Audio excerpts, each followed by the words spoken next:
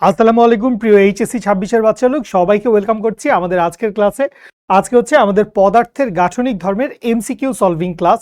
So এই ক্লাসে আমরা পুরো চ্যাপ্টার থেকে বেশ কিছু এমসিকিউ সলভ করব। এমসিকিউ নিয়ে আমাদের কিছু অ্যানালাইসিস আছে, সেগুলো শেয়ার করব তোমাদের সাথে। এবং তার আগে একটা ছোট্ট টপিক, আমাদের থিওরি পোর্শনের একটা ছোট্ট টপিক বাকি আছে, ওইটা আমরা একটু দেখে নেই, অভ্যন্তরীণ অতিরিক্ত চাপ। ঠিক আছে, সো এই টপিকটা নিয়ে আমাদের বইতে খুব বেশি ডিটেলস কথাবার্তা বলা নাই, বাট আমরা একটু সিনারিওটা বুঝে, ফিজিক্সের ঘটনাটা বুঝে তারপরে হচ্ছে সূত্রগুলা দেখব। সূত্র আসলে খুব সহজ, এটা নিয়ে তেমন কোনো কঠিন কিছু হবে না, চাপ নেওয়ার কিছু নাই। আচ্ছা, তো আমরা দুই ধরনের গোলক চিন্তা করি। একটা চিন্তা করলাম হচ্ছে একটা পানির ফোঁটা, আর আরেকটা চিন্তা করলাম হচ্ছে একটা সাবানের বুদবুদ। সো পানির ফোঁটায় কি হচ্ছে, পানির ফোঁটার বেশিরভাগটাই বা ভিতরে সম্পূর্ণটাই কি থাকতেছে, ভিতরে সম্পূর্ণটাই পানি থাকতেছে। আর সাবানের বুদবুদের কি থাকতেছে, সাবানের বুদবুদের ভিতরটা থাকতেছে হচ্ছে ফাঁপা। তো এইটার জন্য তাদের সারফেস এরিয়া ভিন্ন ভিন্ন হয়, এটার জন্য তাদের পৃষ্ঠটানের মান ভিন্ন ভিন্ন হয়, এই সমস্ত কথাবার্তা আমরা জানি। এখন এইটা চিন্তা করেন যে এই যে একটা বুদবুদ আছে বা এই যে একটা পানির ফোঁটা আছে, তো এই বুদবুদ বা পানির ফোঁটাটাকে তো বাইরে থেকে অ্যাটমসফিয়ারিক প্রেসার দিচ্ছে, তাই না? বাইরে থেকে অবশ্যই এটার উপর কি করতেছে, বাইরে থেকে অবশ্যই এইটার উপর অ্যাটমসফিয়ারিক প্রেসার, বায়ুমণ্ডলীয় চাপ কাজ করতেছে। এটার উপর অ্যাটমসফিয়ারিক প্রেসার বা বায়ুমণ্ডলীয় চাপ কাজ করতেছে। এই পানির ফোঁটার উপরেও একটা অ্যাটমসফিয়ারিক প্রেসার বা বায়ুমণ্ডলীয় চাপ কাজ করতেছে। তো এই অ্যাটমসফিয়ারিক প্রেসার বা বায়ুমণ্ডলীয় চাপটা কাজ করার পরেও এই গোলকটা ফেটে যাচ্ছে না। মানে ধরো নর্মালি কোনো একটা সারফেসের উপরে তুমি যদি এক ফোঁটা পানি রাখো, তো নর্মালি পানি হচ্ছে এইরকম একটা শেপ করে থাকে, নিচের দিকে একটু পৃষ্ঠটানের কারণে টান খেয়ে চলে আসে। আচ্ছা, তো এখন কথা হচ্ছে এই রকম শেপ করে থাকতে পারতেছে কেন? ওকে তো উপর থেকে চাপ দিচ্ছে, তো এই চাপ খেয়ে ওর তো এইরকম, মানে এইরকম হয়ে যাওয়ার কথা ছিল বা আরো ছড়ায় যাওয়ার কথা ছিল। চাপ খেয়ে একদম ছড়ায় যাওয়ার কথা ছিল, ও চাপ খেয়ে একদম ছড়ায় যাচ্ছে না, ও ঠিকই ওর এই গোলাকার শেপ মেনটেন করে রাখতেছে। এটা পানির ফোঁটার ক্ষেত্রেও, সাবানের বুদবুদের ক্ষেত্রেও। তো এইটা আসলে কিভাবে সম্ভব হচ্ছে? একটা সাবানের বুদবুদ বা একটা পানির ফোঁটা ও হচ্ছে চাপ খেয়ে ভেঙে যায় না কেন? তো এইটার কারণটা হচ্ছে বেসিক্যালি ওর ভিতরে একটা ইন্টারনাল প্রেসার থাকে, একটা অভ্যন্তরীণ চাপ থাকে, একটা ইন্টারনাল প্রেসার থাকে। কি থাকে? একটা ইন্টারনাল প্রেসার থাকে। এবং এই যে ইন্টারনাল প্রেসারটা আছে, এই ইন্টারনাল প্রেসারটা বাইরের যেই চাপ, অ্যাটমসফিয়ারিক প্রেসার, তার চাইতে বড় হয়। যে কোনো পানির ফোঁটা, সাবানের বুদবুদ, যে কোনো কিছুর ক্ষেত্রে ইন্টারনাল প্রেসারটা কি হয়, ইন্টারনাল প্রেসারটা অ্যাটমসফিয়ারিক প্রেসারের চাইতে বেশি হয়। সো এইখানে বেসিক্যালি ভেতরে এবং বাইরে, ভেতরে এবং বাইরে চাপের একটা পার্থক্য হয়। ভেতরে এবং বাইরে কি হয়, ভেতরে এবং বাইরে চাপের পার্থক্য হয়। সো আমরা এই চাপের পার্থক্যটাই বাইর করতে চাই। সো চাপের পার্থক্যটাকে আমি সাপোজ ডেল পি দিয়ে লিখলাম। সো চাইলে আমি লিখতে পারি ডেল পি মানে হচ্ছে P internal minus P atmospheric pressure. ঠিক আছে? আচ্ছা, তো কথা হচ্ছে আমরা এই চাপের পার্থক্যটা কিভাবে বের করতে পারি, আমরা এই চাপের পার্থক্যটা কিভাবে বের করতে পারি? তো আমি চিন্তা করলাম যে আমি শুধুমাত্র শুরুতে একটা পানির ফোঁটা নিয়েই চিন্তা করি। আমি কি চিন্তা করতেছি, আমি শুধুমাত্র একটা পানির ফোঁটা নিয়ে চিন্তা করতেছি। সো এই মনে করি হচ্ছে পানির ফোঁটাটা আছে, ঠিক আছে, এই হচ্ছে পানির বিভিন্ন লেয়ার। এখন ওর একটা ইন্টারনাল প্রেসার আছে, একটা ইন্টারনাল প্রেসার ওকে কি করতেছে, ওকে বাইরের দিকে ধাক্কা দিচ্ছে, বাইরের দিকে ওকে ঠেলতেছে। সো বাইরের দিকে যদি ঠেলতে থাকে, তাইলে গোলকের আয়তন খুব সামান্য হইলেও বৃদ্ধি পাবে না, কারণ চাপটা কোত্থেকে আসতেছে, চাপটা আসতেছে ভিতর থেকে। সো এই গোলকটা ওই চাপের কারণে কি হবে, গোলকটা চাপের কারণে কিছুটা বৃদ্ধি পাবে, প্রসারিত হইল, কিছুটাও বৃদ্ধি পাইলো বা প্রসারিত হয়েছে। তো এইখানে একটু ঘটনা খেয়াল করেন, আমি ধরে নিলাম এই যে গোলকটা ছিল, এই যে গোলকটা ছিল এই গোলকের আদি ব্যাসার্ধ কত? ধরে নিলাম গোলকের আদি ব্যাসার্ধ হচ্ছে স্মল আর, এবং গোলকের পরবর্তীতে ব্যাসার্ধ কত? ব্যাসার্ধ তো কিছু পরিমাণে বৃদ্ধি পাইছে, তো ধরে নিলাম ব্যাসার্ধের বৃদ্ধি হচ্ছে আর প্লাস ডেল আর। তো ব্যাসার্ধের বৃদ্ধি কত? ব্যাসার্ধের বৃদ্ধি হচ্ছে আর প্লাস ডেল আর। কতদূর বৃদ্ধি পাইছে? ডেল আর পরিমাণ বৃদ্ধি পাইছে। আচ্ছা, তাহলে এখানে খেয়াল করেন চাপের কারণে, মানে এই চাপের ব্যাপারটা আসলে কি হচ্ছে, কারণ ওই যে এক্সেস প্রেসারটা আছে, অতিরিক্ত চাপটা আছে, এই অতিরিক্ত চাপটা ওকে কি করতেছে? অতিরিক্ত চাপটা ওকে হচ্ছে বাইরের দিকে ধাক্কা দিচ্ছে, এই জন্যই আসলে ও টিকে আছে। ঠিক আছে? আচ্ছা, তো এই যে চাপ আছে ডেল পি আছে, এই চাপের জন্যই বেসিক্যালি কি হয়েছে? গোলকটা কিছুটা হইলেও প্রসারিত হয়েছে, মানে ওর ক্ষেত্রফল বাড়ছে। তো আমরা যেটা বের করতে চাই ফার্স্টে, সেইটা হচ্ছে ক্ষেত্রফলের বৃদ্ধি। আমরা হচ্ছে ক্ষেত্রফলের বৃদ্ধি বাইর করতে চাই। তো ক্ষেত্রফলের বৃদ্ধি কি হবে? শুরুতে ক্ষেত্রফল কত ছিল? শুরুতে ক্ষেত্রফল ছিল পৃষ্ঠতলের ক্ষেত্রফল 4 পাই আর স্কোয়ার। পরবর্তীতে গিয়ে পৃষ্ঠতলের ক্ষেত্রফল কত হয়েছে? 4 পাই আর প্লাস ডেল আর, আর প্লাস ডেল আর টোটালটার স্কোয়ার মাইনাস বৃদ্ধি বাইর করতে চাই। বুঝতে পারছেন না? আচ্ছা, তো এইখান থেকে তুমি 4 পাই কমন নাও। সো যদি 4 পাই কমন নাও তাহলে কি থাকবে? আর স্কোয়ার প্লাস 2 ইন্টু আর ইন্টু ডেল আর প্লাস ডেল আর স্কোয়ার মাইনাস, এখানে একটা আর স্কোয়ার ছিল তাইলে মাইনাস আর স্কোয়ার। ঠিক আছে?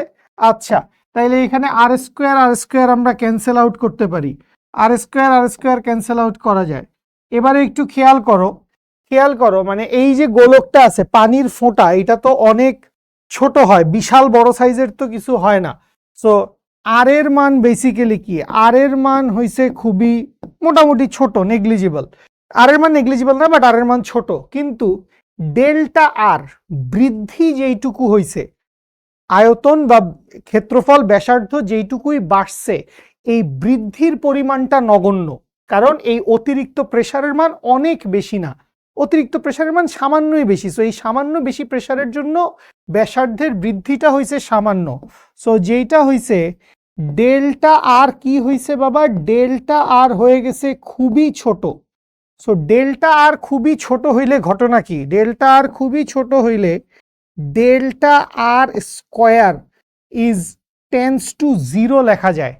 ডেল্টা আর স্কোয়ার মানে ধরো ব্যাপারটা কিরকম, আমি ধরে নিলাম যে আর এর মান কত? আর এর মান হচ্ছে 0.01 মিটার। তাহলে ডেল্টা আর কত? ডেল্টা আর ধরলাম 0.00, আচ্ছা ধরলাম 001 মিটার। এখন এইটারে যদি তুমি আবার স্কোয়ার করো, এইটারে যদি তুমি কি করো? এইটারে যদি তুমি স্কোয়ার করো, তো এইটারে স্কোয়ার করা মানে কি? এইটারে স্কোয়ার করা মানে হচ্ছে দশমিক তখন 6 ঘরের আগে আসবে, 00001। তো এইরকম হবে হচ্ছে ভ্যালুটা। তো দেখেন অনেক ছোট না? দশমিক রিলেটেড যে কোনো সংখ্যাকে আমরা যদি বর্গ করি তাহলে তো সেটা আরো ছোট হইতে থাকবে। তো এখান থেকে খেয়াল করেন ডেল্টা আরটাকে আমরা কি করতে পারি? ডেল্টা আরটাকে আমরা নেগলেক্ট করতে পারি, আমরা ধরে নিতে পারি যে এই ডেল্টা আর এর ভ্যালু কত? ডেল্টা আর এর ভ্যালু হচ্ছে 0। তাহলে এইখান থেকে খেয়াল করেন আমরা ক্ষেত্রফলের বৃদ্ধিকে যদি ডেল্টা এ বলি, তাইলে ডেল্টা এ সমান লিখা যাবে হচ্ছে, তাইলে এখানে তো রাশি আছেই শুধু একটা, সো এইটার সাথে 4 পাই মাল্টিপ্লাই হয়ে যাবে, তাহলে 8 পাই আর ইন্টু ডেল আর, 8 পাই আর ইন্টু ডেল আর। সো এখান থেকে আমরা কি পাইছি? এখান থেকে আমরা ক্ষেত্রফলের বৃদ্ধি পাইছি। ক্ষেত্রফলের বৃদ্ধি কত? ক্ষেত্রফলের বৃদ্ধি হচ্ছে 8 পাই আর ডেল আর। আচ্ছা, খুব ভালো কথা। এখন আমরা বাইর করতে চাই হচ্ছে কৃত কাজ। একই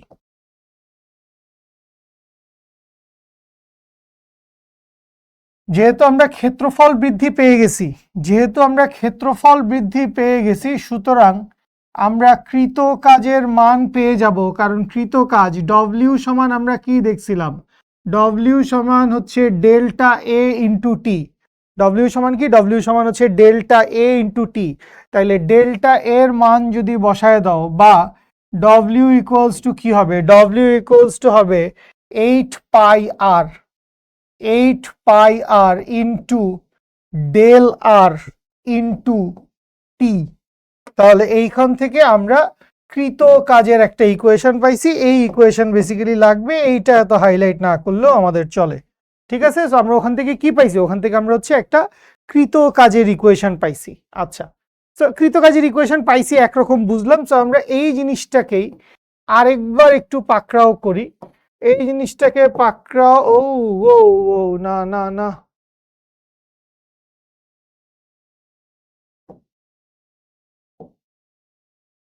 এই জিনিসটাকে পাকড়াও করে আমরা একটু একটা পেজ যদি সামনে চলে আসি, তাহলে এই মনে করি এখনকার অবস্থা। আচ্ছা, এইবারও আমরা কাজের মান বের করতে চাই, কিন্তু কাজের মানটা আমরা এবার বের করব একটু ডিফারেন্ট একটা অ্যাপ্রোচে। কিভাবে কাজের মান বের করব সেটা হচ্ছে, এখানে তো ক্ষেত্রফল বৃদ্ধি পাইছে পুরা গোলকের পৃষ্ঠতলের ক্ষেত্রফল বৃদ্ধি পাইছে, কিন্তু আমি বললাম একক ক্ষেত্রফল বৃদ্ধিতে,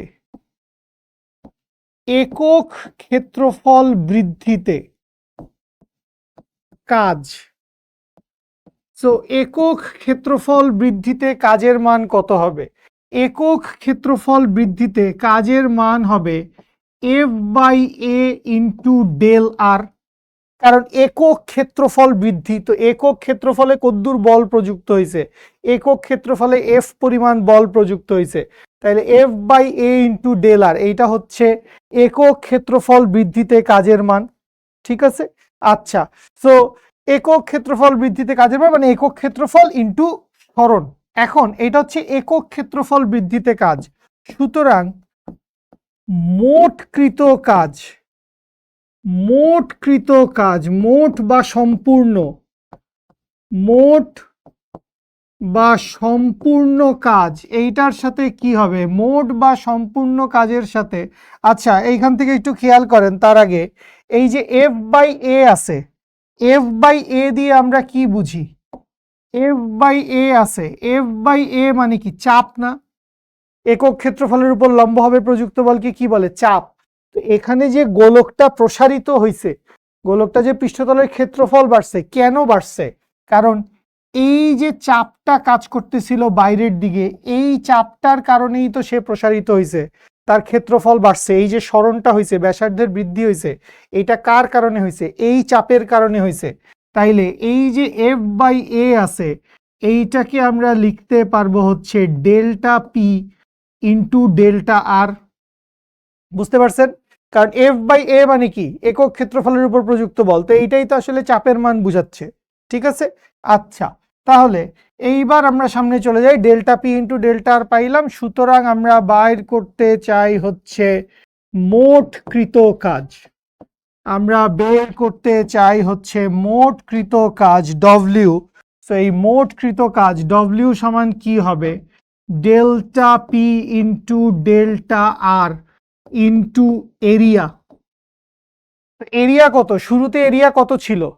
শুরুতে এরিয়া কত ছিল? শুরুতে এরিয়া ছিল 4 পাই আর স্কোয়ার। তাইলে এখান থেকে কি লিখতে পারবো? এখান থেকে লিখতে পারবো delta P into delta r into 4 pi আর স্কোয়ার। তো এইখান থেকেও আমরা কি পাইছি? এইখান থেকেও আমরা কাজের একটা সমীকরণ পাইছি। তাহলে দেখো, আমরা কাজ নিয়ে আমরা এইভাবে কিভাবে বাইর করছি? বল ইন্টু সরণ। আমরা এখানে কিভাবে কাজ বাইর করছি? বল ইন্টু সরণ। সো একক ক্ষেত্রফল বৃদ্ধিতে কৃত কাজ এফ বাই এ, একক ক্ষেত্রফলে প্রযুক্ত বল ইন্টু সরণ। তাইলে এই যে একক ক্ষেত্রফলের প্রযুক্ত বল, এইটাকে আবার আমরা কি বলতে পারি? চাপ, অতিরিক্ত চাপ, চাপের পার্থক্য। তাইলে এই চাপ ইন্টু সরণ বা যদ্দূর ব্যাসার্ধ বৃদ্ধি পাইছে। তাহলে মোট কৃত কাজটা কত হবে? একক ক্ষেত্রফলে কৃত কাজের সাথে মোট এরিয়াটা গুণ দিয়ে দিব। তো মোট এরিয়াটা কত? মোট এরিয়াটা হচ্ছে 4 পাই আর স্কোয়ার। তাহলে আপনি দেখেন, আপনি আগের পেজে কাজের একটা সমীকরণ পাইছেন, সেটা কি? 8 পাই আর ডেল আর ইন্টু টি। তাহলে দুইটা কাজের সমীকরণ আমরা পাইছি।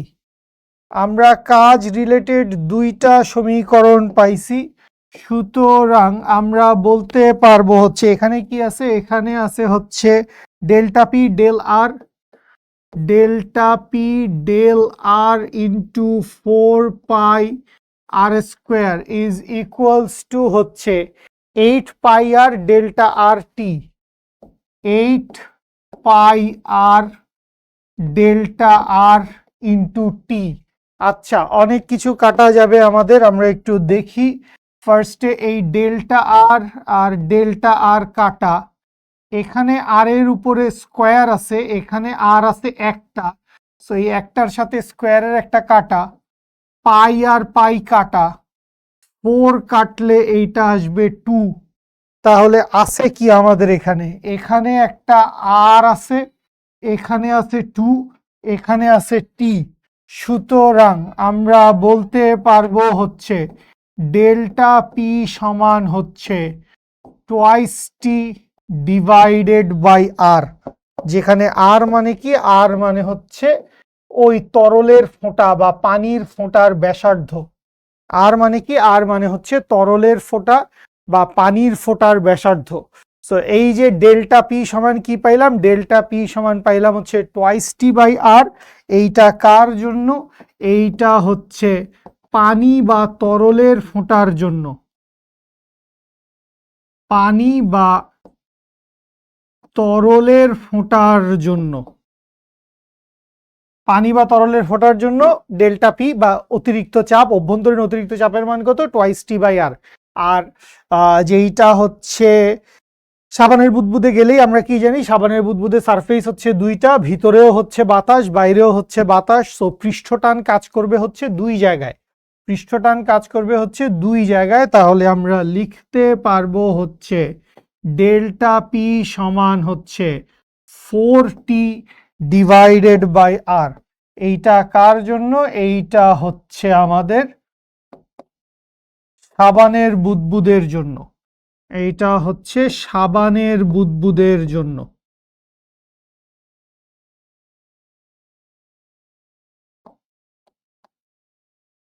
এখানে ক্যাপিটাল টি মানে কি, ক্যাপিটাল টি মানে অবশ্যই সাবানের পৃষ্ঠটান। আর এখানে টি মানে কি, এখানে টি মানেও পৃষ্ঠটান, সেটা পানির পৃষ্ঠটান বা তেল বা গ্লিসারিন যেই তরলটা ব্যবহার করতেছি সেইটার পৃষ্ঠটান। ঠিক আছে, তো এই হচ্ছে অভ্যন্তরীণ অতিরিক্ত চাপের কনসেপশন। সো এইটাই আমাদের আজকে পড়ার কথা ছিল, আমরা অভ্যন্তরীণ অতিরিক্ত চাপটা দেখে ফেলছি। সো এই অভ্যন্তরীণ অতিরিক্ত চাপ তরলের ফোটার জন্য হচ্ছে টোয়াইস টি বাই আর, আর সাবানের বুদবুদের জন্য হচ্ছে 4t বাই আর। ঠিক আছে, আচ্ছা, এই হচ্ছে চ্যাপ্টারের মোটামুটি সব সূত্র একসাথে। টি সমান এফ বাই এল, এটা হচ্ছে পৃষ্ঠটানের সূত্র। এখানে এল এর পরিচয় এক এক বস্তুর ক্ষেত্রে এক এক রকম। ঠিক আছে, বস্তু মানে বিভিন্ন বস্তুর জন্য বিভিন্ন রকম হইতে পারে আর কি, ভিন্ন ভিন্ন হয়, এল এর মান ফিক্স কিছু না। ঠিক আছে, এল এর মান ফিক্স কিছু না। এল নিয়ে আমরা অনেক কিছু দেখছিলাম, একটা সুইয়ের জন্য এল এর মান কি হবে, তারপর একটা হচ্ছে রিং এর জন্য এল এর মান কি হবে, একটা হচ্ছে গোলকের জন্য এল এর মান কি হবে। এক এক ধরনের পদার্থের জন্য আমরা এক এক ধরনের এল এর মান দেখছিলাম। ঠিক আছে, আচ্ছা, ই সমান টি, পৃষ্ঠশক্তি আর পৃষ্ঠটানের মান সমান, পৃষ্ঠশক্তি আর পৃষ্ঠটানের মান সমান। পৃষ্ঠশক্তির একক হচ্ছে জুল পার মিটার স্কোয়ার। ঠিক আছে, এটারে আবার পৃষ্ঠটানের একক মনে করো না, এটা পৃষ্ঠ শক্তির একক, জুল পার মিটার স্কোয়ার। ঠিক আছে, আচ্ছা, ডব্লিউ সমান ডেল এ ইন্টু টি, এটা সবার জন্য সূত্র।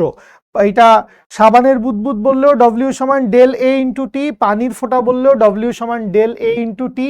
খালি মনে রাখবো যে পানি বা তরলের ক্ষেত্রে ডব্লিউ সমান হচ্ছে 4 পাই ইন্টু এন আর স্কোয়ার মাইনাস আর স্কোয়ার ইন্টু টি। আর সাবানের বুদবুদের জন্য মনে রাখবো কি, সাবানের বুদবুদের জন্য দ্বিগুণ হয়ে যাবে, তাইলে 2 ইন্টু 4 পাই এন আর স্কোয়ার মাইনাস আর স্কোয়ার ইন্টু টি। আচ্ছা, আর এই দুইটা সূত্র আমরা বেসিক্যালি আজকের ক্লাসে দেখলাম যে অভ্যন্তরীণ অতিরিক্ত চাপ পি সমান টোয়াইস টি বাই আর, এটা হচ্ছে পানির ফোঁটার ক্ষেত্রে, এবং পি সমান 4t বাই আর, এটা হচ্ছে সাবানের বুদবুদের ক্ষেত্রে। এটা পি লিখুক ডেল পি লিখুক, কোনো পার্থক্য নেই। এটা বেসিক্যালি অভ্যন্তরীণ অতিরিক্ত চাপটা বুঝায়। অতিরিক্ত কত চাপ আছে, বেশি কতটুকু চাপ, বাইরের চাপের চাইতে কতটুকু চাপ বেশি আছে সেইটা বুঝায়। ওকে, সো এই হচ্ছে বিষয়। এই হচ্ছে মোটামুটি আমাদের এই চ্যাপ্টারের যাবতীয় সকল থিওরি আমরা পড়ে শেষ করলাম। তো এইখানে আমরা দেখতে পাচ্ছি একটা ছোট ম্যাথ, একটি গোলীয় পানির ফোঁটার ব্যাসার্ধ দেওয়া আছে 1 মিলিমিটার। তাইলে পানির ফোঁটা বলা আছে, সেটা আলাদা করে লিখলাম না। ব্যাসার্ধ হচ্ছে 1 মিলিমিটার, দ্যাট মিনস হচ্ছে 10⁻³ মিটার। পানির পৃষ্ঠটান দেওয়া আছে 72 × 10⁻³ পানির পৃষ্ঠটান সবসময় দেওয়া নাও থাকতে পারে, ভ্যালুটা মুখস্থ রাখবো। 72 × 10⁻³ নিউটন পার মিটার। ফোঁটাটির ভিতরের এবং বাইরের চাপের পার্থক্য বের করো। তো খুবই সহজ, ক্যালকুলেশন করব না। ডেল্টা পি সমান কি? ডেল্টা পি সমান হচ্ছে twice t by r, newton per metre divided by metre, তার মানে নিউটন পার মিটার স্কোয়ার বা প্যাসকেল, একক হয়ে যাবে প্যাসকেল। ঠিক আছে, আচ্ছা। একটি সাবান বুদবুদের ব্যাস, সাবান বুদবুদের কথা বলা আছে, বাংলাটা লিখলাম না, ব্যাস দেওয়া আছে। তাইলে ডি দেওয়া আছে হচ্ছে 1 সেন্টিমিটার, সুতরাং আর এর ভ্যালু হচ্ছে 0.5 সেন্টিমিটার। That means 0.5 × 10⁻² metre. আচ্ছা, সাবান পানির পৃষ্ঠটান দেওয়া আছে 3.2 10⁻², তাহলে সাবান পানির পৃষ্ঠটান কত? 3.2 × 10⁻² নিউটন পার মিটার। বুদবুদের ভেতরে এবং বাইরে চাপের পার্থক্য কত? ক্যালকুলেশন করব না। ডেল্টা পি সমান হচ্ছে 4t/r। টি এর মান জানো, আর এর মান জানো, বসায় দিব, ক্যালকুলেশন করব, চলে আসবে। ঠিক আছে, ওকে ফাইন। সো আমাদের থিওরি পার্ট শেষ হইলো মোটামুটি। আমরা একটা এক্সট্রা ক্লাস সহ আরো একটা ক্লাসের বেশ কিছুটা অংশ ধরে আমরা থিওরিগুলো সব পড়ে শেষ করলাম। এখন আসেন এমসিকিউতে। তো এমসিকিউ নিয়ে এই অ্যানালাইসিস বোধহয় আমি আপনাদেরকে গ্রুপে একটা ভিডিও করে দিছিলাম, আমাদের Q3 এর গ্রুপ, Q4 এর গ্রুপ, দুইটা গ্রুপেই দিছিলাম। যারা দেখছেন তো ভালো, যারা দেখেন নাই শুনে নেন। সেটা হচ্ছে, আমি ধরে নিলাম যে আমার তো এমসিকিউ আসবে 25টা। যদি আমি বোর্ড ফাইনাল পরীক্ষা বা যে কোনো পরীক্ষার কথা বলি, সো আমরা হচ্ছে 25টা এমসিকিউ পাবো। তো এই 25টা এমসিকিউর ভিতরে আপনার ম্যাথমেটিক্যাল এমসিকিউ আসবে 6টা থেকে 8টা। 6টা থেকে 8টা আসবে হচ্ছে আপনার ম্যাথমেটিক্যাল এমসিকিউ, যেখানে আপনার সূত্র বসাইতে হবে, কোনো অঙ্ক করা লাগবে, এরকম কিছু কাহিনী করা লাগবে। সূত্র দিয়ে আপনি অঙ্ক করবেন, ম্যাথ সলভ করবেন। এবং বাকি মনে করেন 17 থেকে 19টা আসবে হচ্ছে ইনফরমেশন বা বেসিক, বা আসবে হচ্ছে মাত্রা, আসবে হচ্ছে একক, আসবে হচ্ছে ধ্রুবকের মান, তারপর আসবে হচ্ছে বৈশিষ্ট্য, ভৌত ধর্ম, ব্যবহার। ঠিক আছে, এই সমস্ত জিনিসপত্র এইগুলা ইদানিংকালে এমসিকিউতে বেশি আসতেছে। এবং প্রথম যে দুইটা কথা বলছি, ইনফরমেশন এবং বেসিক, এই দুইটার উপরে কিছু নাই, আপনাকে বেসিক থেকে ঘুরায় পেঁচায় কোয়েশ্চেন করবে। ঠিক আছে, ইভেন সরাসরি বৈশিষ্ট্য, ভৌত ধর্ম তোমাকে নাও জিজ্ঞেস করতে পারে। ঠিক আছে, তরলের ধর্ম কোনটি, তুমি বললে তরলের ধর্ম পৃষ্ঠটান এবং সান্দ্রতা, এত ইজি নাও হইতে পারে। ঠিক আছে, তো তোমাকে ঘুরায় জিজ্ঞেস করবে, যে যেমন ধরো তোমাকে জিজ্ঞেস করলো যে সান্দ্রতা কোন পদার্থটি দেখায় না, তো সান্দ্রতা কিন্তু আবার কি, কঠিন পদার্থ সান্দ্রতা দেখায় না। সো এই রকম তোমাকে একটু আইডিয়া করে জিনিসটা বুঝে দাগাইতে হবে। সো এই অ্যানালজিটা মনে রাখি। সো চলেন আমরা বেশ কিছু এমসিকিউ সলভ করব। আমরা ফার্স্টে হচ্ছে বেশ কয়েকটা ইনফরমেটিভ এমসিকিউ একটু সলভ করি, এরপরে গিয়ে আমরা কিছু ম্যাথমেটিক্যাল এমসিকিউ লাগলে আমরা সলভ করব। বেশি ম্যাথ সলভ করতে চাই না, কারণ ম্যাথ খুব বেশি আসে না, তারপর আমরা একটু দেখব। আচ্ছা চলেন আমরা একটু শুরু থেকেই শুরু করি, পরে ম্যাথ চলে আসলে আমরা আবার একটু জাম্প করে সামনে চলে যাব। কি বলছে, কোন তারের অসহপীড়ন নির্ভর করে ব্যাসার্ধের উপর, দৈর্ঘ্যের উপর, প্রস্থচ্ছেদের আকৃতির উপর, উপাদানের উপর। সো খেয়াল করেন অসহপীড়ন, সো এফ মানে পীড়নকে যদি আপনি পি দ্বারা লিখেন, যদিও পীড়নকে পি দ্বারা লেখার কোনো কারণ নাই, সো পীড়ন পি অসহ, তো এই পি অসহ সমান কি হবে, পি অসহ সমান হবে হচ্ছে এফ অসহ ডিভাইডেড বাই হচ্ছে এরিয়া। তো ক্ষেত্রফলের উপর অসহ বল যদি কাজ করে, ক্ষেত্রফলের উপর যদি অসহ বল কাজ করে, তাইলে আসলে কি করবে, তাইলে আসলে অসহ পীড়ন তৈরি হবে। তাইলে প্রস্থচ্ছেদের ক্ষেত্রফলের সাথে নির্ভরশীল, প্রস্থচ্ছেদের আকৃতির উপর, প্রস্থচ্ছেদের আকৃতির উপর, বুঝি? ঠিক আছে, তাহলে অসহ পীড়ন নির্ভর করে হচ্ছে প্রস্থচ্ছেদের আকৃতির উপর। আচ্ছা, যদিও এখানে আমার একটা কনফিউশন লাগছে যে ব্যাসার্ধের কথা বলা আছে, সো প্রস্থচ্ছেদের ক্ষেত্রফল তো আবার ব্যাসার্ধের সাথে পরিবর্তন হয়ে যায়। আমি যদি একটা তারের কথা চিন্তা করি, একটা তারের কথা চিন্তা করি, সো তারের প্রস্থচ্ছেদের ক্ষেত্রফল হচ্ছে পাই আর স্কোয়ার, মানে বেসিক্যালি ক্ষেত্রফলের উপর ডিপেন্ড করে। আমরা এই লজিকটা চিন্তা করছি, হ্যাঁ ক্ষেত্রফল আবার ব্যাসার্ধের উপর ডিপেন্ড করে, বাট এরকম যদি সিনারিও আসে তখন আপনি বলবেন যে হ্যাঁ প্রস্থচ্ছেদের ক্ষেত্রফলের উপর নির্ভর করে।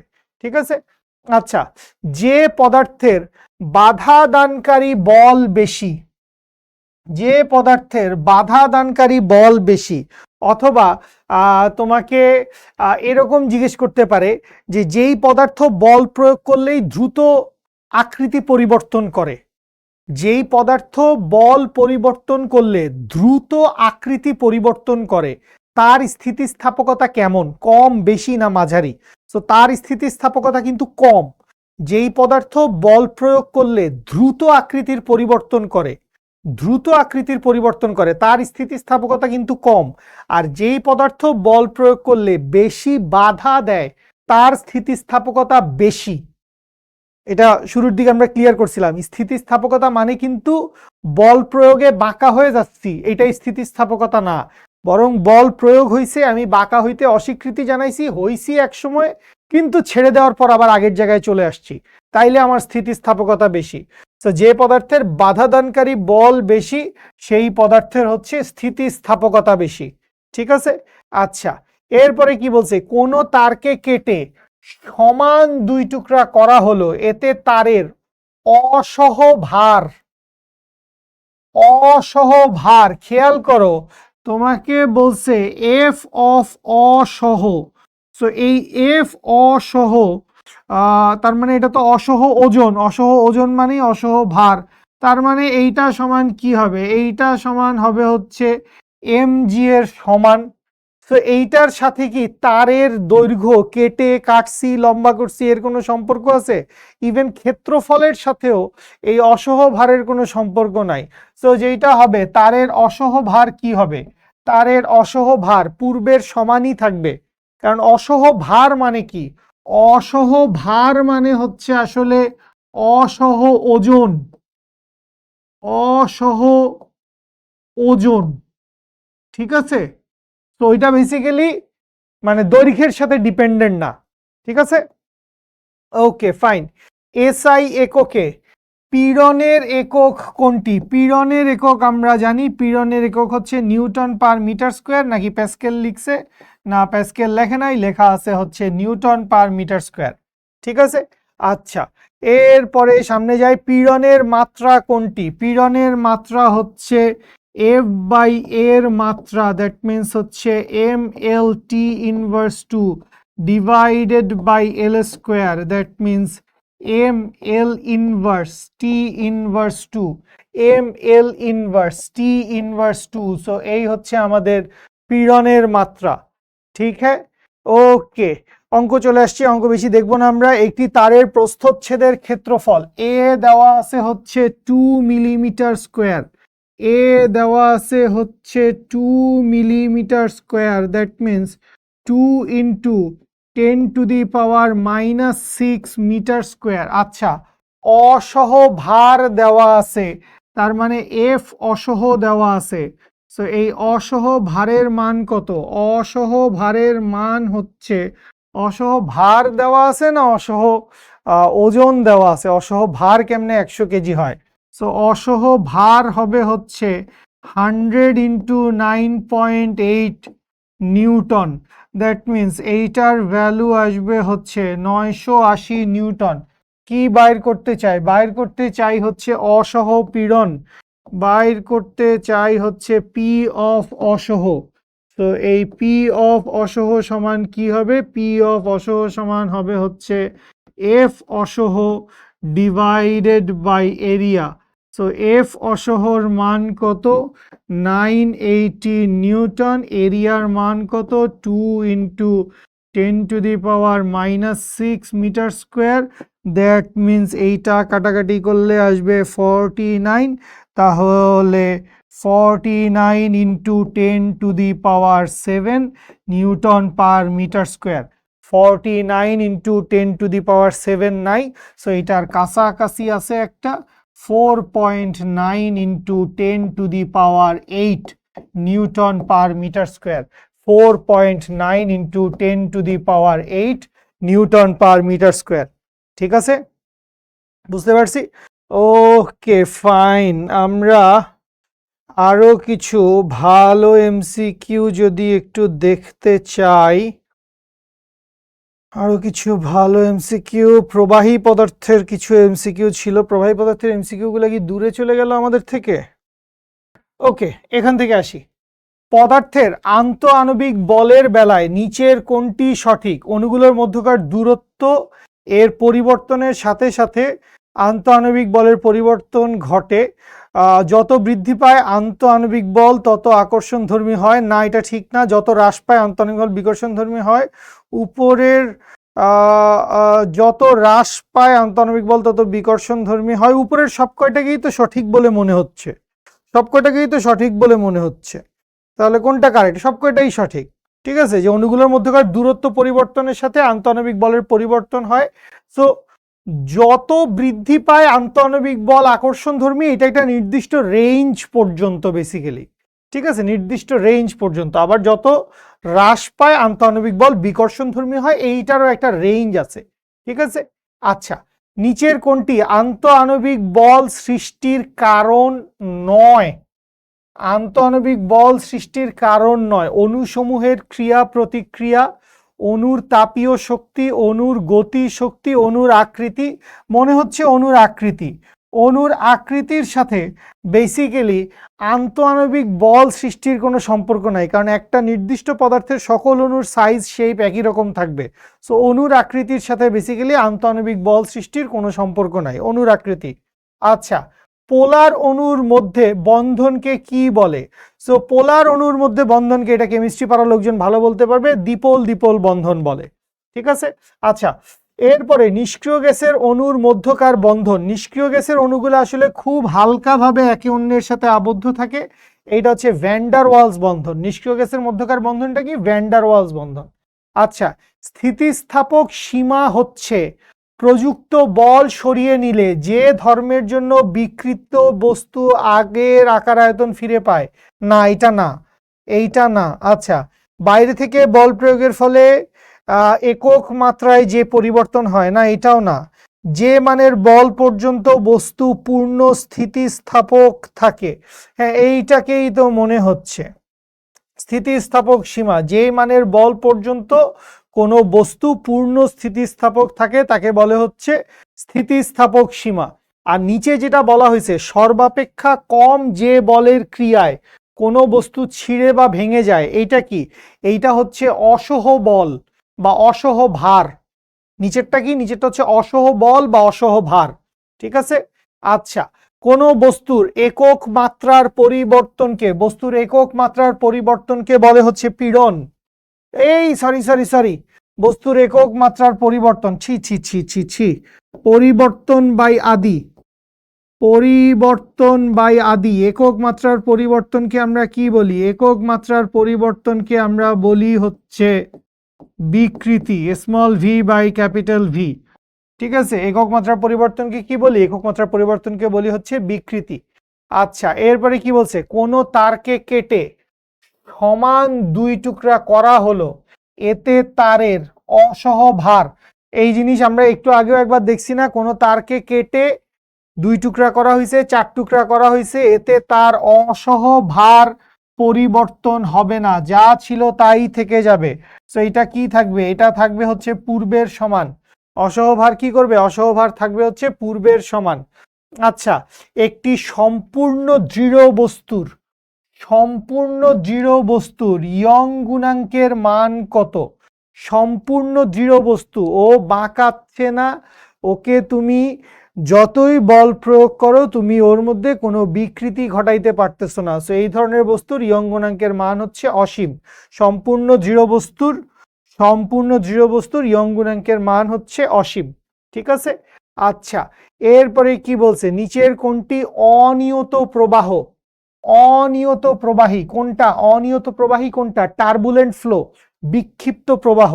আচ্ছা, ক্রান্তিবেগ গ্রেটার দেন প্রবাহীর বেগ, না উল্টা, প্রবাহীর বেগ ক্রান্তিবেগের চাইতে বেশি হবে।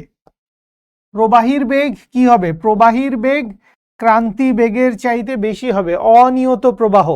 ঠিক আছে, প্রবাহীর বেগ ক্রান্তিবেগের চাইতে বেশি হবে। নেক্সটে কি বলছে? অন্যান্য রাশি ধ্রুব থাকলে প্রান্ত বেগ সান্দ্রতা গুণাঙ্কের, তাইলে প্রান্ত বেগের সূত্র কি ছিল? ভি সমান 2r²/9 into rho s minus rho f into G divided by eta. So সবকিছু কনস্ট্যান্ট থাকলে ভি ব্যস্তানুপাতিক 1/ইটা। তার মানে যেই মাধ্যম যত বেশি সান্দ্র, যেই মাধ্যমের সান্দ্রতাঙ্ক যত বেশি, সেই মাধ্যমে প্রান্ত বেগের মান তত কম। পানির মধ্যে ছেড়ে দিলে প্রান্ত বেগের মান যত হবে, মধুর মধ্যে ছাড়লে প্রান্ত বেগের মান তার চাইতে কম হবে, কারণ মধুর সান্দ্রতা বেশি। তাহলে কি লিখবো? ব্যস্তানুপাতিক। ঠিক আছে, এরকম সম্পর্ক জিজ্ঞেস করবে। আচ্ছা, সান্দ্রতা গুণাঙ্কের মাত্রা কি? মুখস্থ থাকে না। সান্দ্রতা গুণাঙ্কের মাত্রা কি? আমি সবসময় এখান থেকে বাইর করি। এফ সমান হচ্ছে eta A into dv by dy, therefore eta সমান হচ্ছে A into dv F into dy. তাইলে এফ মানে হচ্ছে M L T inverse 2, dy মানে হচ্ছে এল ডিভাইডেড বাই এরিয়া মানে হচ্ছে এল স্কোয়ার, আর ডিভি মানে হচ্ছে এল টি ইনভার্স 1। এল স্কোয়ার কাটা, এইটা ওইটা কাটলে থাকবে হচ্ছে টি ইনভার্স 1, তার মানে হচ্ছে M L inverse 1 T inverse 1 আছে, M L inverse 1 T inverse 1 শুরুরটাই। ঠিক আছে, সান্দ্রতা গুণাঙ্কের মাত্রা। ওকে ফাইন, সামনে আগাই। চাপ বাড়ালে তরল পদার্থের সান্দ্রতা।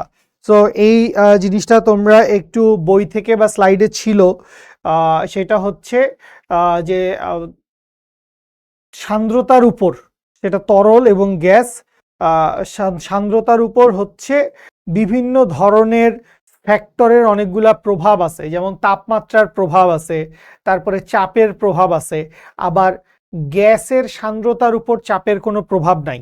ঠিক আছে, গ্যাসের সান্দ্রতা চাপের উপর কোনো প্রভাব, মানে চাপের উপর সেটা ডিপেন্ড করে না, কিন্তু তাপমাত্রার উপর আবার ডিপেন্ড করে। আবার মনে করো তরলের মধ্যে, পানির মধ্যে আমরা যদি জৈব বস্তু মিশায় দেই বা অজৈব বস্তু মিশায় দেই, তখনও সান্দ্রতার পরিবর্তন হয়। সো এই যে সান্দ্রতার বিভিন্ন ডিপেন্ডেন্সিগুলো আছে, এগুলো একটু পড়েন। সো আপাতত মনে রাখি, চাপ বাড়ালে তরল পদার্থের সান্দ্রতা হচ্ছে বৃদ্ধি পায়। চাপ বাড়ালে তরলের সান্দ্রতা কি হয়? চাপ বাড়ালে তরলের সান্দ্রতা হচ্ছে বৃদ্ধি পায়। আচ্ছা, চাপ বাড়ালে গ্যাসের সান্দ্রতা, মাত্রই বলতেছিলাম, গ্যাসের সান্দ্রতার মান চাপের উপর ডিপেন্ড করে না। গ্যাসের সান্দ্রতার মান চাপের উপর ডিপেন্ড করে না। সো এটা কি হয়? এটা হচ্ছে অপরিবর্তিত থাকে। গ্যাসের সান্দ্রতা চাপের উপর ডিপেন্ড করে না। আচ্ছা, তরলের মুক্ত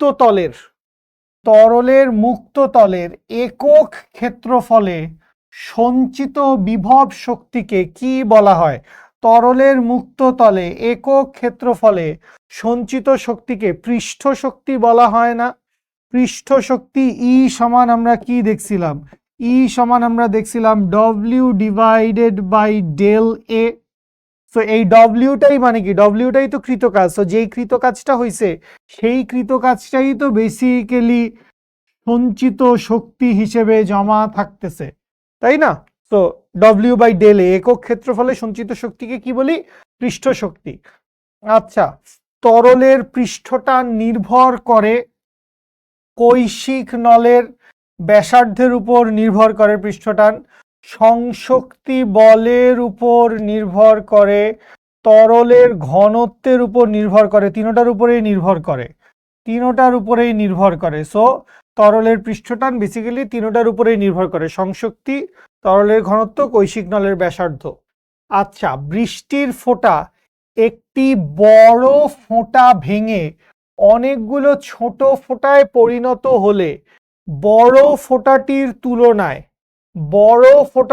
তুলনায় ছোট ফোঁটাগুলোর সমষ্টিগত ক্ষেত্রফল, মনে রাখবো ছোট ফোঁটাগুলোর মোট ক্ষেত্রফল, সাবান হোক, তেল হোক, পানি হোক, সবার ক্ষেত্রে ছোট ফোঁটাগুলোর মোট ক্ষেত্রফল, ছোট ফোঁটাগুলোর মোট ক্ষেত্রফল ইজ গ্রেটার দেন বড় ফোঁটার ক্ষেত্রফল। ছোট ফোঁটাগুলোর মোট ক্ষেত্রফল বড় ফোঁটার ক্ষেত্রফলের চাইতে সবসময় বড় হবে। তাইলে কি হবে, বড় ফোঁটাটির তুলনায় ছোট ফোঁটাগুলোর সমষ্টিগত ক্ষেত্রফল বৃদ্ধি পাবে। ঠিক আছে, বৃদ্ধি পাবে। ওকে, বৃদ্ধি পাইল। বৃষ্টির ফোঁটা প্রান্তিক অর্জন করে প্রান্তিক বেগ, বৃষ্টির ফোঁটা প্রান্তিক বেগ অর্জন করে নিচের কোনটির কারণে, বায়ুর সান্দ্রতার জন্য, বায়ুর সান্দ্রতার জন্য, বেসিক্যালি সান্দ্র বল। বৃষ্টির ফোঁটা যখন নিচে পড়তেছিল, তো পানির ওজন কাজ করতেছিল নিচের দিকে, যদি বাতাসের সামান্য প্লবতাজনিত বল থাকে সেটা তো থাকলো, আর যদি না থাকে তাইলে বেসিক্যালি সান্দ্র বল বেসিক্যালি ওকে উপরের দিকে ধাক্কা দিচ্ছিল।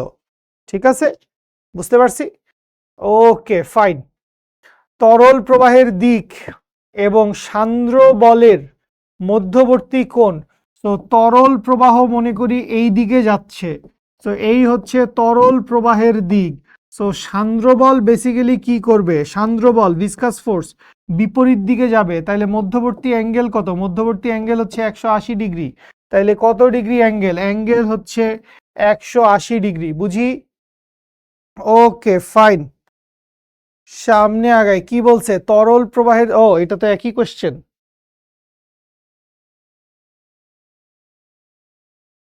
আচ্ছা, ও না, থ্যাংক ইউ, না শেষ হয় নাই, শেষ হয় নাই, মানে সমস্ত ইনফরমেটিভ এমসিকিউ আমরা শেষ করে ফেলছি, তোরা মনে করিস না শেষ হয়ে গেছে।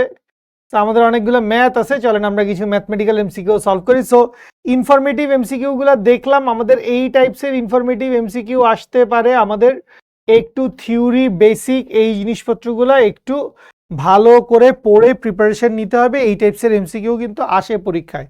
ঠিক আছে, আচ্ছা এরপরে দেখি, এরপরে আমরা কিছু ম্যাথ সলভ করি। ফার্স্টে আমরা স্থিতিস্থাপকতার কিছু ম্যাথ সলভ করব, এরপরে হচ্ছে ওইটাকে কি বলে, প্রবাহী পদার্থের কিছু ম্যাথ সলভ করব।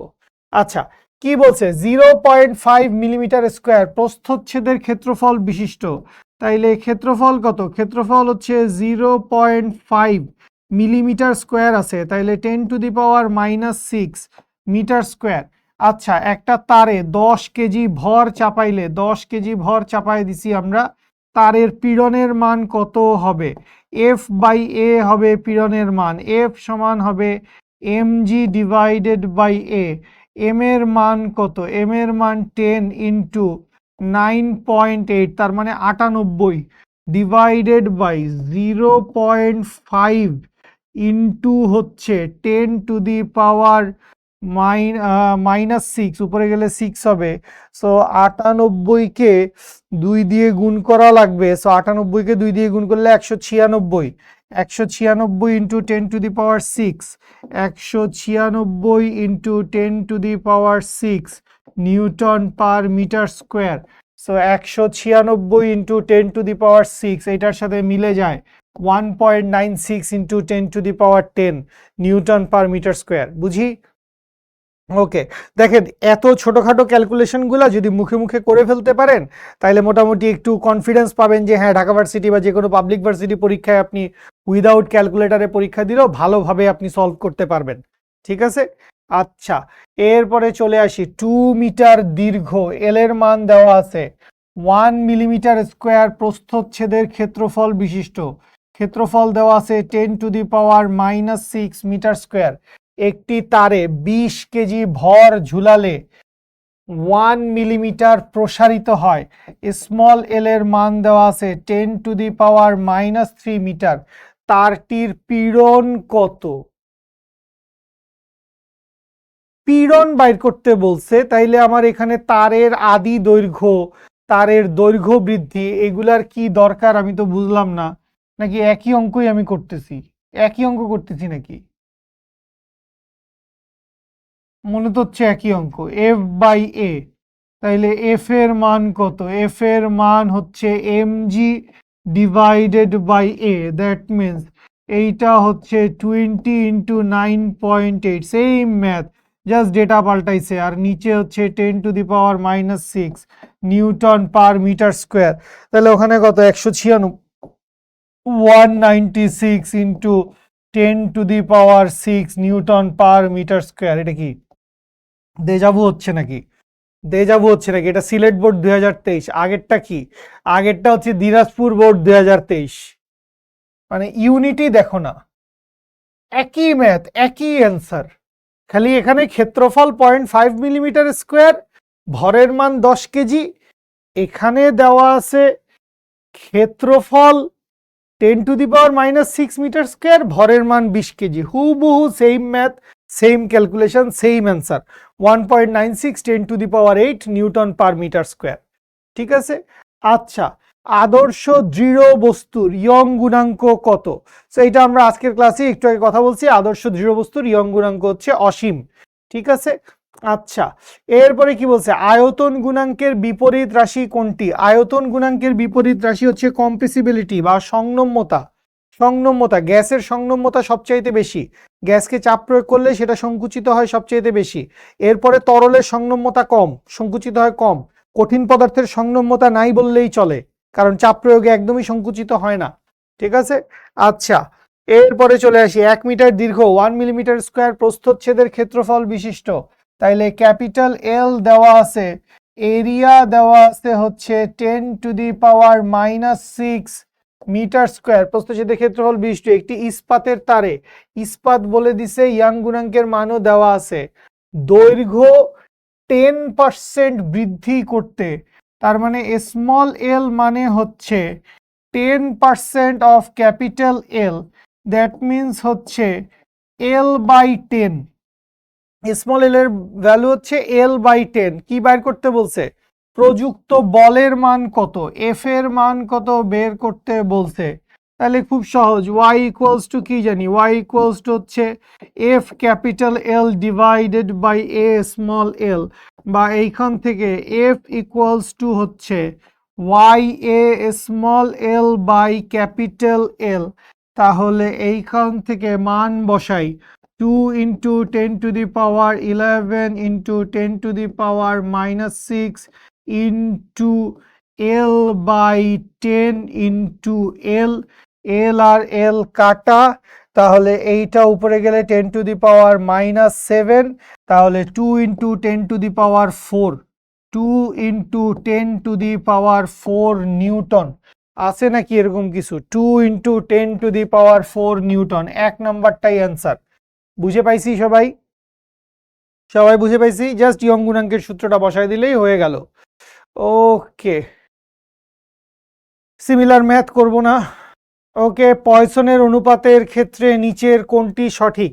পয়সনের অনুপাতের রেঞ্জ কোনটা? পয়সনের অনুপাতের রেঞ্জ হচ্ছে সি নাম্বারটা, -1 থেকে +½ এর ভিতরে, -1 থেকে +½ এর ভিতরে, এটা হচ্ছে পয়সনের অনুপাতের রেঞ্জ। ঠিক আছে, ওকে 20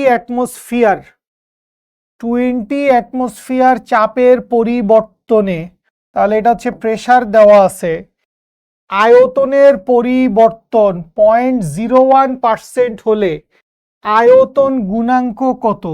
তাইলে স্মল ভি এর মান দেওয়া আছে 0.01%। কত ছোট রে বাবা, 0.01% অফ ভি, তার মানে এইটা হচ্ছে 0.01 ডিভাইডেড বাই 100 ইন্টু ভি।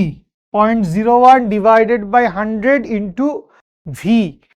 কি বাইর করতে বলছে? বাইর করতে বলছে হচ্ছে আয়তন গুণাঙ্ক কত। তাইলে আয়তন গুণাঙ্ক বি সমান কি লিখতে পারি আমরা? আচ্ছা, প্রেসারের মানটা তো পাল্টান লাগবে। প্রেসার দেওয়া আছে কত? প্রেসার দেওয়া আছে হচ্ছে 20 অ্যাটমসফিয়ার। সো এইটাকে নিয়ে যাও নিউটন পার মিটার স্কোয়ার মানে প্যাসকেল। তাহলে 20 ইন্টু 1.01325 একবারে লিখলেই তো হয় 101.325 প্যাসকেল। তাহলে বি সমান কি? বি সমান হচ্ছে পি ডিভাইডেড বাই, কোনটা লিখবো? Capital V divided by small v লিখি। ও সেটা লেখার দরকার কি? এটা এত কষ্ট আমার করার দরকারই তো নাই। আমরা জিনিসটা আরো ইজিলি করতে পারি না? সরি, আমরা তো জিনিসটা আরো ইজিলি করতে পারি। আমরা লিখতে পারি ভি বাই ভি সমান হচ্ছে 0.01%। That means 0.01 divided by 100। 0.01 divided by 100। তাহলে আমরা এইখান থেকে লিখতে পারবো হচ্ছে p small v divided by capital V. So p এর মান কত ছিল? পি এর মান ছিল 20 into 101.325 divided by 0.01 divided by 100। তাহলে 100 উপরে চলে যাবে। ঠিক আছে, এইটা আর পারলাম না। 20 ইন্টু 100 ইন্টু 101.325 ডিভাইডেড বাই 0.01 করলে আসে হচ্ছে 2.0265 into 10 to the power 10। 2.0265 into 10 to the power 10 Pascal আছে। প্যাসকেল মানেই হচ্ছে নিউটন পার মিটার স্কোয়ার। এটা 65 দেখা যাচ্ছে, তারপরে 10 টু দি পাওয়ার 10 মিলছে। সো 2.28 তো আসলে খ নাম্বারটা তো আসলে বলতে পারি না, খ নাম্বারটা হওয়ার কোনো কারণ নাই। সো এটা হবে হচ্ছে গ নাম্বারটা 2.02 into 10 to the power 10 newton per metre square. বুঝতে পারছি আশা করি সবাই। আচ্ছা, নিচের কোনটি ব্যাবর্তন গুণাঙ্ক F divided by A theta? ব্যাবর্তন গুণাঙ্কটা হচ্ছে F divided by A theta. বুঝতে পারছি আশা করি, কিন্তু সূত্র খালি বোঝার কি আছে। 1 মিলিমিটার স্কোয়ার প্রস্থচ্ছেদ 2 মিটার দৈর্ঘ্য বিশিষ্ট। তাইলে ক্ষেত্রফল দেওয়া আছে এ সমান কত? 10 to the power -6 metre square. 2 metre দৈর্ঘ্য বিশিষ্ট একটি তারকে 0.1 মিটার প্রসারিত করতে স্মল এল এর মান হচ্ছে 0.1, ও এটা মিলিমিটার তো, 10 to the power -3 metre. Small l এর মান কত? স্মল এল এর মান হচ্ছে 0.1 into 10 to the power -3 metre. তাহলে কৃত কাজ কত হবে? তাহলে কৃত কাজ ডব্লিউ ইকুয়ালস টু কি জানি? Half into Y A small l square divided by capital L. তাহলে ইয়ং গুণাঙ্কের মান তো দেওয়া নাই, এফ ইন্টু এল করা যায়, half into F into L করা যায়, কিন্তু half into F into L করলে লাভ কি? পীড়ন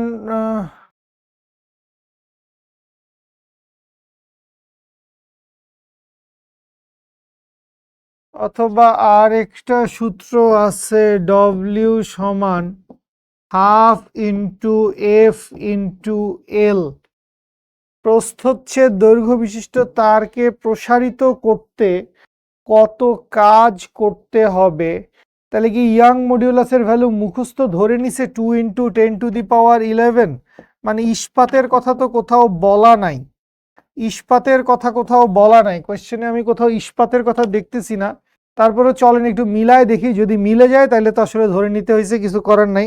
0.5 ইন্টু ইয়ং গুণাঙ্ক কত 2 × 10⁻11 ইন্টু 10⁻⁻6 ইন্টু এল স্কোয়ার কত, এল স্কোয়ার হচ্ছে 0.1231 square divided by capital L কত 2 করলে আসে হচ্ছে 5 × 10⁻⁻4, 5 × 10⁻⁻4। এইটা আসছে কিভাবে, এইটা আসছে যখন আমি ইয়ং গুণাঙ্কের মান, যখন আমি ইয়ং গুণাঙ্কের মান ধরে নিছি 2 × 10⁻11 নিউটন পার মিটার স্কোয়ার, এইটা যখন ধরে নিছি তখন আসলে আমার ওইটা আসছে। সো আমরা এটা কি ধরে নিব কিনা দেখা যাক। 2 × 10⁻11 newton per metre square. So একটু দেখে আসি অ্যান্সার। হ্যাঁ, অ্যান্সার এটাই বলা আছে 5 × 10⁻⁻4। তো এইখানে সরি, এখানে কোনো জায়গায় প্রস্থচ্ছেদ বিশিষ্ট দৈর্ঘ্য বিশিষ্ট তারকে প্রসারিত করতে কত কাজ করতে হবে, কোথাও কিন্তু বলা নাই ইস্পাতের তার, কোথাও বলা নাই ইস্পাতের তার। সো এইটাকে কি করতে হবে, এইটাকে একটু ধরে নিতে হবে, ঠিক আছে, এইটাকে একটু আমরা ধরে নিতে হবে। তো ধরে নিব ইয়ং গুণাঙ্কের মান কত, ইয়ং গুণাঙ্কের মান 2 × 10⁻11। সো এখান থেকে সবকিছুর ভ্যালু যদি বসায় দেই, হাফ ইন্টু ওয়াই এর ভ্যালু কত, ওয়াই এর ভ্যালু হচ্ছে 2 × 10⁻11, এরিয়া কত 10⁻⁻6, দৈর্ঘ্য বৃদ্ধি কত 0.0001 স্কোয়ার ডিভাইডেড বাই এল এর মান কত 2, এইটা করলে আসে হচ্ছে 5 × 10⁻⁻4 জুল। ঠিক আছে, সো এইটুকু পরিমাণ কাজ করা লাগছে। এখন মানে এখানে একটু হালকার উপর ঝাপসা করে ধরে নিতে হয়েছে আর কি, যে ইয়ং গুণাঙ্কের মানটা কত, কিছু বলা নাই। আমি ভাবছি যে আসলে একটু ধরে নেই ইয়ং গুণাঙ্ক, ইস্পাতেরটা ধরে নেই, কারণ এটাই যেহেতু বহুল প্রচলিত বহুল ব্যবহৃত, সো ইস্পাত হিসেবে ধরে নিছি। সো ধরে নিয়ে করে দেখছি যে আদতে মিলে কিনা। ঠিক আছে, ওকে। আচ্ছা, অনেক তো হলো স্থিতিস্থাপকতা অংশে। আর কত, একটি নাইলনের দড়িতে 70 কেজি ভরের একজন পর্বতারোহী ঝুললে দড়ির দৈর্ঘ্য 1.5 মিটার বৃদ্ধি পায়, দড়ির মূল দৈর্ঘ্য 60 মিটার এবং ব্যাস 9 মিলিমিটার হলে উহার ইয়ং এর গুণাঙ্ক কত প্যাসকেল বলে। ইয়ং এর গুণাঙ্করে প্যাসকেল বানায় দিছে। আচ্ছা, যাই হোক, আসেন 70 কেজি, এম দেওয়া আছে, দৈর্ঘ্য 1.5 মিটার বৃদ্ধি পায়, স্মল এল দেওয়া আছে, ক্যাপিটাল এল দেওয়া আছে, ইয়ং গুণাঙ্কের মান বাইর করতে বলছে। তাহলে তো খুব বেশি কষ্ট করার কিছু নাই, কারণ আর এর ভ্যালু কত, আর এর ভ্যালু হচ্ছে 4.5 মিলিমিটারে আছে, তাহলে মিটারে নেই। 4.5 × 10⁻³ মিটার, বাকি সব কিছু অ্যাজ ইট ইজ দেওয়া আছে। তাহলে ইয়াং মডিউলাস বাইর করতে চাই, ওয়াই সমান হচ্ছে F capital L divided by A small এল।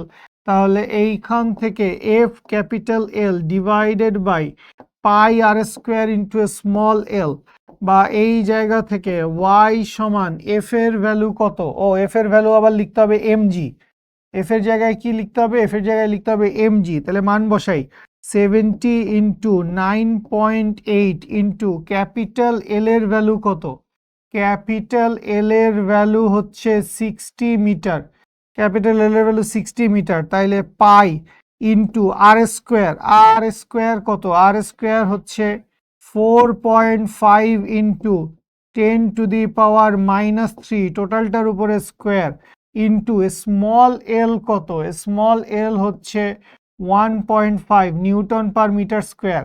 সে বলছে আর কি প্যাসকেল, লিখলাম নিউটন পার মিটার স্কোয়ার। তাহলে এইখান থেকে ক্যালকুলেশন করি, 70 × 9.8 × 60 divided by pi, divided by 4.5 into 10 to the power minus 3 টোটালটার উপরে স্কোয়ার ডিভাইডেড বাই 1.5 করলে আসে হচ্ছে উরি বাবা 4.31 10 to the power 8 4.31 10 to the power 8 বা y equals to হচ্ছে 4.31 into 10 to the power 8 newton per metre square, ঠিক আছে, বা প্যাসকেল যাই বলেন আর কি। ঠিক আছে, ওকে ফাইন। খুব কি করার দরকার আছে? তারের ইয়ং গুণাঙ্কের মান দেওয়া আছে ইস্পাতের চাইতেও বেশি, খুব ভালো কথা। তারের দৈর্ঘ্য 7.5% বাড়াতে, that means small L by capital L সমান হচ্ছে 7.5%, দ্যাট মিনস হচ্ছে 7.5 ডিভাইডেড বাই 100, ঠিক আছে। ইয়ং গুণাঙ্কের মান দেওয়া আছে, ইয়ং গুণাঙ্কের মান দেওয়া আছে কত? ইয়ং গুণাঙ্কের মান দেওয়া আছে হচ্ছে 4 into 10 to the power 11 newton per metre square. কি বাইর করতে চাই? পীড়নের মান বাইর করতে চাই, that means F by A সমান কত বের করব। জাস্ট একটা ছোট্ট ভাগ অঙ্ক করলেই মিলে যাবে। ওয়াই সমান আমরা কি জানি? ওয়াই সমান আমরা জানি, সরি ভাগ অঙ্ক না গুণাঙ্ক, এফ বাই এ সমান divide by small L by capital L, বা এইখান থেকে এফ বাই এ সমান হচ্ছে Y into small L by capital L. So Y এর ভ্যালু কত? 4 into 10 to the power 11 into 7.5 divided by 100, তাহলে এইটা কত আসবে? 10 to the power 9 R 75 into 4 মানে 7.5 into 4, তার মানে হচ্ছে 30। 3 into 10 to the power 10, 3 into 10 to the power 10 newton per metre square. অপশানে আছে কিছু? হ্যাঁ আছে, 3 into 10 to the power 10 newton per metre square. বুঝি? বুঝি? Okay fine. একই একই সবকিছু একই, শুধুমাত্র কত বল প্রয়োগ করতে হবে বাইর করতে বলছে। তো সবকিছুকে সেন্টিমিটারে নিয়ে যাবা। 3 মিটারকে লিখবা হচ্ছে 300 সেন্টিমিটার, এইটা সেন্টিমিটার স্কোয়ারে আছে, খুব ভালো কথা থাকুক। তারের ইয়ং গুণাঙ্ক দেওয়া আছে 5 into 10 to the power 10 dyne per centimetre square. তারের দৈর্ঘ্য 6 মিটার 6 সেন্টিমিটার বৃদ্ধি করতে, তাইলে সকল কিছু দেখো সিজিএস এককে আছে, সকল কিছু সিজিএস এককে আছে। তাহলে তোমাকে এখান থেকে কি বাইর করতে হবে? কত বল প্রয়োগ করতে হবে। তাইলে এফ সমান কি? এফ সমান হচ্ছে Y A small L by capital L. So সব কিছুর মান বসায় আমি যদি ক্যালকুলেশনটা করে ফেলি ক্যালকুলেটারে, তাহলে 5 into 10 to the power 10 into area কত 1 into স্মল এল কত 6 ডিভাইডেড বাই আদি দৈর্ঘ্য কত 300 করলে আসে হচ্ছে 10 to the power 9, 1 into 10 to the power 9, 10 to the power 9। So এই হচ্ছে নিউটন, সরি ডাইন ডাইন ডাইন ডাইন, একক তো দেওয়াই আছে ডাইন, ঠিক আছে। ওকে,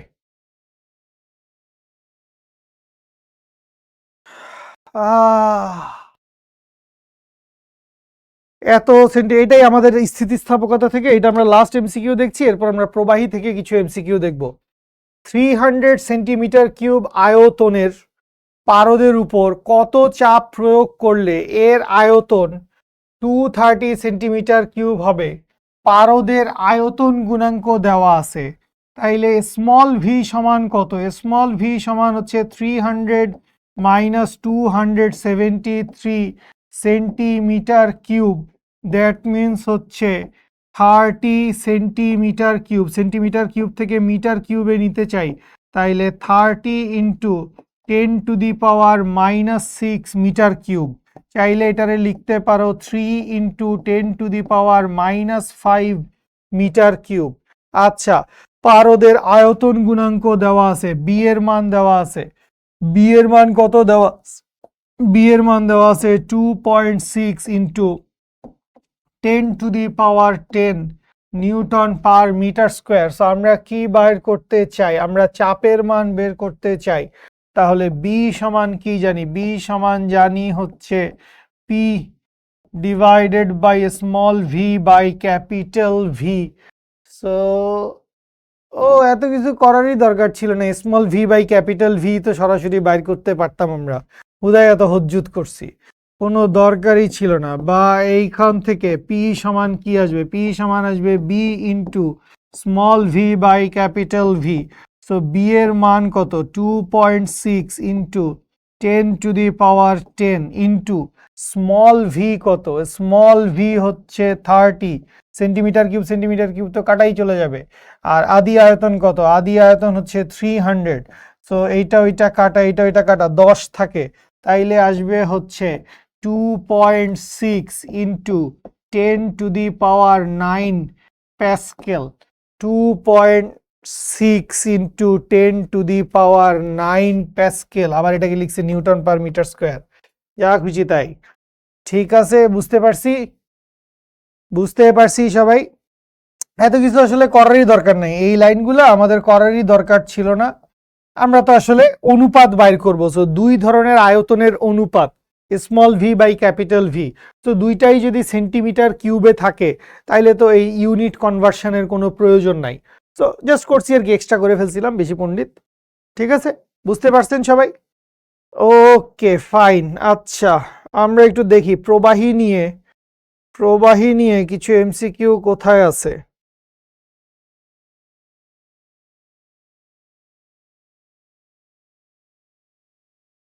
এগুলো তো করে ফেলছি সব। তাহলে শুরুতে কি কিছু বাদ আছে নাকি আমাদের?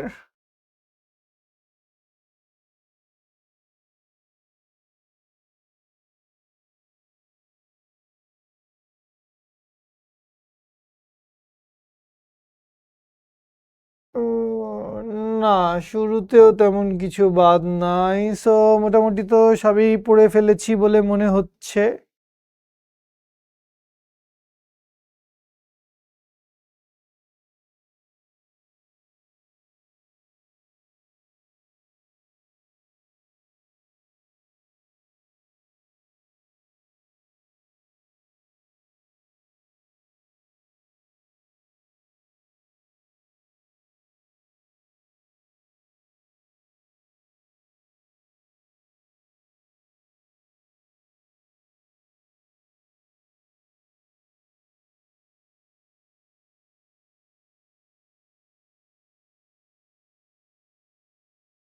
সো প্রবাহীর যে সূত্রগুলো আমরা দেখছিলাম শুরুতে, এই সূত্রগুলো নিয়ে আপনারা কিছু এমসিকিউ সলভ করেন। প্রবাহীর সূত্রগুলো আসলে বেশিরভাগই এখানে দিয়ে দেওয়া আছে। আর হচ্ছে প্রান্ত বেগের সূত্রটা দেওয়া নাই।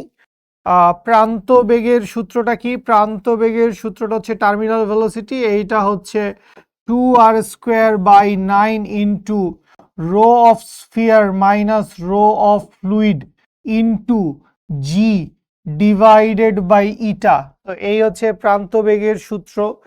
আর কৃতকাজের দুইটা সূত্রের কথা তো বলে দিলাম। পৃষ্ঠটানের অনেকগুলা কেস আছে, সেগুলো আমরা দেখছি। চাপের পার্থক্যের দুইটা কেস হইতে পারে, একটা হচ্ছে পানির ফোঁটার জন্য, একটা হচ্ছে সাবানের বুদবুদের জন্য। তো এই হচ্ছে বিষয়। সো এই ক্লাস আপনারা আশা করি রেকর্ডেড হিসেবে দেখে ফেলছেন অ্যাপে। সো এই ক্লাসে আমরা হচ্ছে এমসিকিউ সলভ করলাম। শুরুতে একটা ছোট্ট টপিক পড়ার দরকার ছিল যে অভ্যন্তরীণ অতিরিক্ত চাপের মানটা কত। সো সেই অভ্যন্তরীণ অতিরিক্ত চাপের মানটা বের করছি। আর এর পরে গিয়ে হচ্ছে আমরা বেশ কিছু এমসিকিউ সলভ করছি। সো নেক্সট ক্লাসে আমরা ইনশাল্লাহ সৃজনশীল সলভ করব। সো সৃজনশীল সলভ ক্লাসটা করার আগে সবাই একটু বইয়ের যত টপিক আছে, এই চ্যাপ্টারে যা যা টপিক আমরা কভার করছি স্থিতিস্থাপকতা অংশে এবং প্রবাহী পদার্থ অংশে, সো সেই সব কিছু একটু ভালো করে গুছায় পড়ে প্রিপারেশন নিয়ে আইসেন। তাহলে নেক্সট ক্লাসটা আমরা ইনশাল্লাহ খুব ভালো অ্যাটেন্টিভলি করতে পারবো। ঠিক আছে, থ্যাংক ইউ বাচ্চা লোক, আসসালামু আলাইকুম।